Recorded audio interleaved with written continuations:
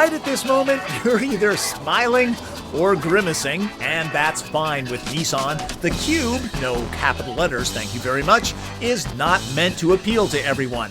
It's another of the new wave of vehicles meant to appeal to those elusive hip young buyers. The name may describe the silhouette, but just about every line within it swerves and curves, inside and out.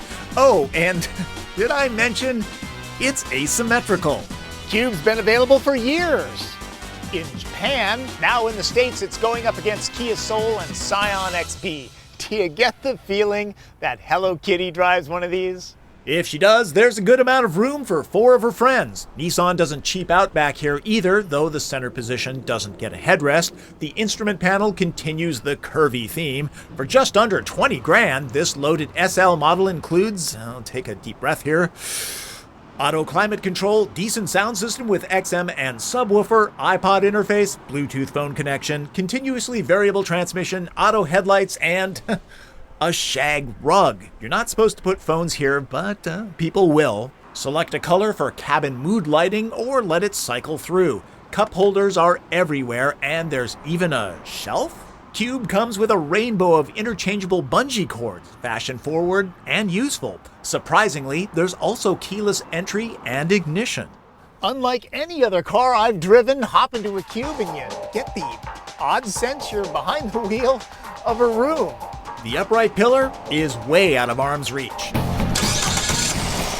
Under the hood, there's a 122-horse 4-cylinder.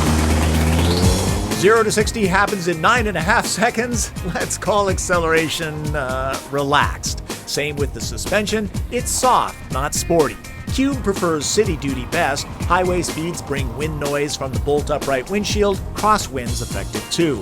EPA rates gas mileage at 28 city, 30 highway. For those bothered by the gliding nature inherent in continuously variable transmissions, Cube can be had with a 6-speed manual.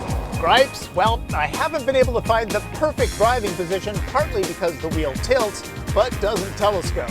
The iPod connector doesn't charge an iPhone. Huge forward-mounted visors don't slide back far enough to block sun on the side. This is why I prefer hatchbacks to doors. Also, a hatch protects you from the elements. At least Nissan had the common sense to put the hinges on the correct side so you can load Cube from the curb.